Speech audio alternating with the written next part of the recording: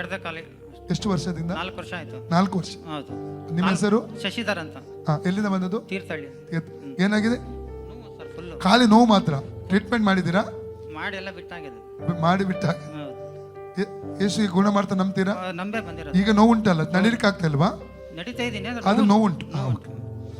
ತಂದೆ ದೇವರೇ, ಶಶಿಧರ್ ಅಲ್ಲ, ತಂದೆ ದೇವರ ಯೇಸುವಿನ ನಾಮದಲ್ಲಿ ಪವಿತ್ರ ಆತ್ಮನ ಸಹಾಯದೊಂದಿಗೆ ಕರ್ತನೆ ಪಾದಕ್ಕೆ ಬಂದಿದ್ದಾನೆ.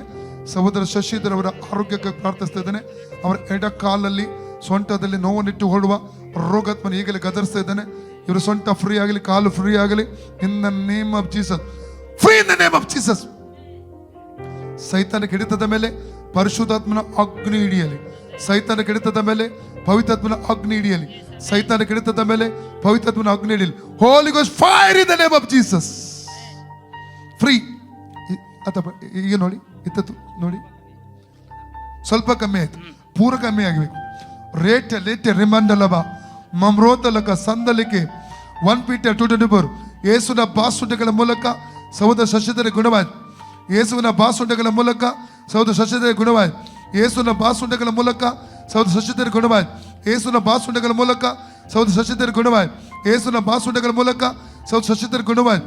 ಯೇಸುವಿನ ಬಾಸುಂಡೆಗಳ ಮೂಲಕ ಸಹೋದರ ಶಶಿಧರ ಗುಣವಾಯಿತು. ಯೇಸು ಕ್ರಿಸ್ತನ ಬಾಸುಂಡೆಗಳ ಮೂಲಕ ಸಹೋದರ ಶಶಿಧರ ಗುಣ. Free in the name of Jesus. ಆ ನೋವು ಇರಕೂಡದು, ಇನ್ನು ತಿರುಗಿ ಬರಕೂಡದು. ಯೇಸು ನಾಮದಲ್ಲಿ ಬಿಟ್ಟೋಯ್ತು. ಯಾರು ಕೊಂಡು ಹೋದ್ರು? ಆ ಕಡೆ ನೋಡಿ ಹೇಳಿ. ಯೇಸುವೇ, ನಾನು 4 ವರ್ಷ ಆಯ್ತಲ್ಲ, 4 ವರ್ಷದಿಂದ ಇದ್ದ ನೋವು ಯೇಸು ಗುಣ ಮಾಡಿ. ಓಕೆ.